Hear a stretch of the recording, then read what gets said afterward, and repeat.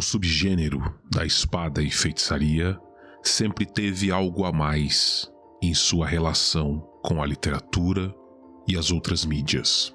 Nas revistas pulp, Robert Irving Howard revolucionou o cenário através de personagens como Bran Mak e o Rei Cool, e posterior a ele, artistas como Fritz Leiber, Michael Moorcock e Lin Carter mantiveram o legado do texano. Pode-se dizer que a primeira obra cinematográfica no gênero foi o filme italiano A Coroa de Ferro, de 1941. De lá para cá, a sétima arte ganhou vários outros longa-metragens focados nesse tipo de história, como Capitão Simba, de 1963, O Falcão Justiceiro, de 1980 e o icônico Excalibur, de 1981. Porém, há um personagem que é inigualável quando o assunto são histórias de fantasia épica, cuja brutalidade e ações são, além de viscerais, carregadas de um grande peso filosófico em suas aventuras. Este personagem é Conan, o Cimério, também conhecido como Amha, o Rei da Aquilônia. Um personagem que, além de revolucionar a literatura da fantasia, há exatos 40 anos revolucionou o cinema e se tornou uma figura única em toda a cultura popular, gerando assim não só uma simples mania, mas uma verdadeira adoração a Conan. Bem-vindo ao Explorando Segredos e Mistérios, o canal focado em explorar os mundos fantásticos da literatura, dos filmes e dos games. Hoje, iremos explorar aquele que se tornou o maior e o mais importante filme da espada e feitiçaria de todos os tempos. O filme Conan o Bárbaro, de 1982, do diretor John Milius. Roteiro de Rob Lance Jr., escritor e membro do fórum Conan o Bárbaro. Está preparado? Então deixe seu like e acompanhe o canal para mais vídeos como esse. É um pequeno ato para você, mas muito importante para nós. Contextualização e produção. O personagem Conan da Ciméria foi criado pelo escritor texano Robert Irving Howard no ano de 1932, tendo como base um outro personagem seu, o Rei Cool da Valúzia. Durante sua publicação, na década de 1930, Howard fez um imenso sucesso com seu personagem, até o seu terrível suicídio em 11 de junho de 1936, ocasionado devido ao quadro médico de sua mãe. Após a morte do criador, Conan foi esquecido por um tempo, até que em meados dos anos 1960, autores como Lin Carter e L. Sprang de Camp resgataram as histórias desse incrível personagem, criando tanto narrativas completamente novas como dando continuidade para algumas, mas, às vezes, corrompendo o texto original do autor, sendo que de Camp sofreu várias críticas por causa disso. Com a persistência do roteirista e escritor Roy Thomas, ao qual já entrevistamos aqui no canal, Conan foi introduzido na Casa das Ideias, na editora Marvel Comics, no ano de 1970. Desta forma, o Cimério teve sua primeira série em quadrinhos licenciada oficialmente nos Estados Unidos, uma vez que uma revista mexicana publicou Conan no país em meados de 1952, na revista La Reina de la Costa Negra, cuja personagem principal era a pirata Belite. Com os roteiros de Roy Thomas e inicialmente as artes de Barry Windsor Smith, Conan finalmente estava retomando o sucesso merecido e uma adaptação à altura seria apenas uma questão de tempo. Ainda na década de 70, os produtores Edward Summer e Edward R. Prisman, figuras importantes para o cinema norte-americano naquele período, adquiriram os direitos autorais do personagem de Howard e, em 1978, Pressman e então o diretor John Milius tentaram realizar uma primeira tentativa da adaptação do filme, algo que não deu frutos devido a diferenças criativas. Anos mais tarde, com o projeto ainda em mente, Milius escalou o consagrado roteirista Oliver Stone para que juntos fizessem roteiro. Posteriormente, Milius ficou extasiado após ver uma incrível performance de um fisiculturista em um documentário. Assim, escalando o autor austríaco e o futuro grande astro de Hollywood, Arnold Schwarzenegger, que, até então, havia participado de poucos papéis sem alguma expressividade, como algumas pequenas participações nas séries de televisão Happy Anniversary, sendo que o seu maior destaque até então foi o filme Hércules em Nova York, onde o ator interpretou o herói grego no papel principal.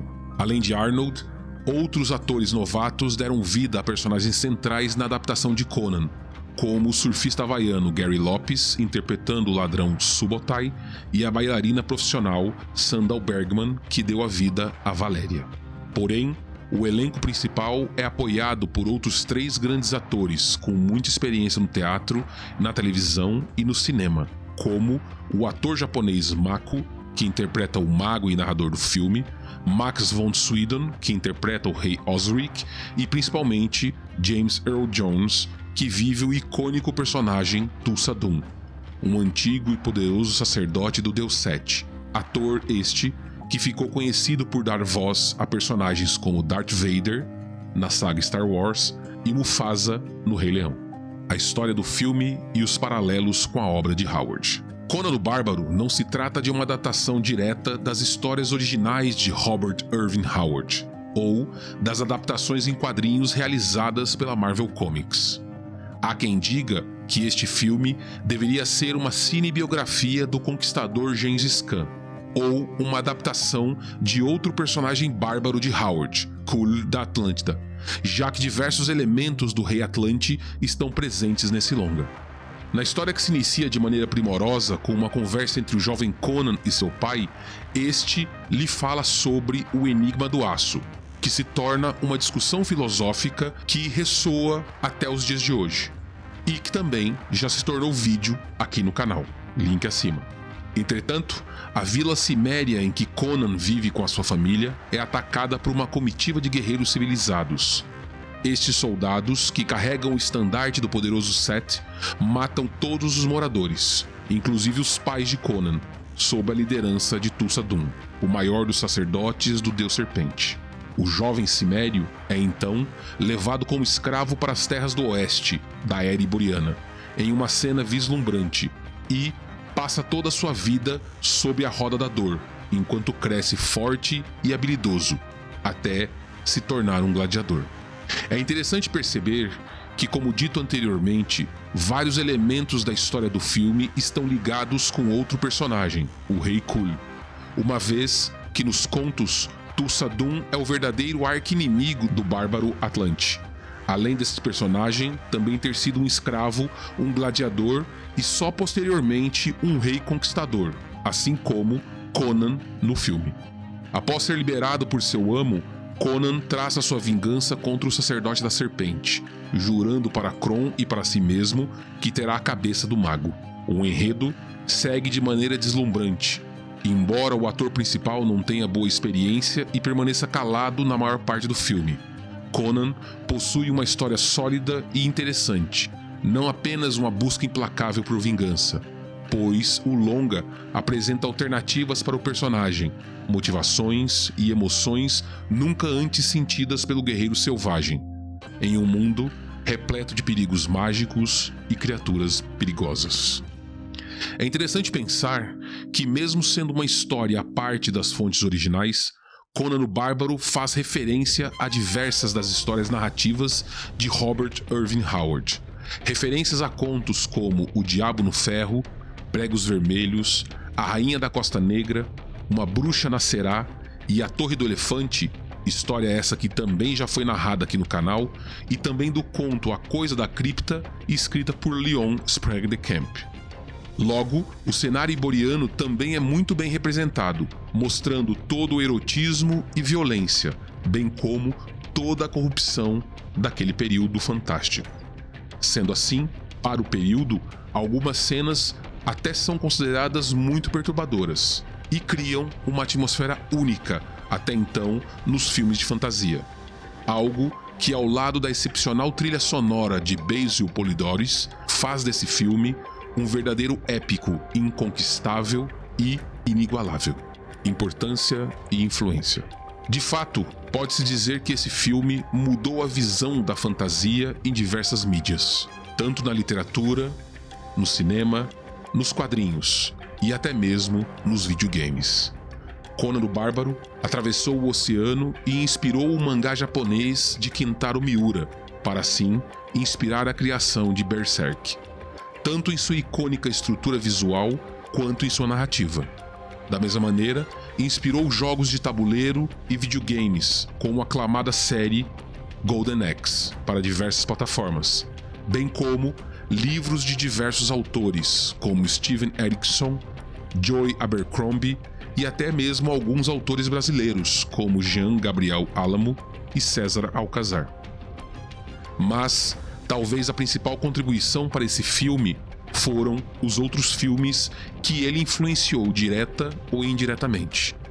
Surgiu então o termo, talvez pejorativo, de Conan's Generics, fazendo com que diversos outros filmes de espada e feitiçaria, a maioria de qualidade duvidosa, surgissem na tela em diversos países durante os anos 80, tais como Deathstalker, de 1983, The Warrior and the Sorceress, de 1984, e a adaptação do personagem original de Howard, mas reformulada por Roy Thomas, Red Sonja, de 1985.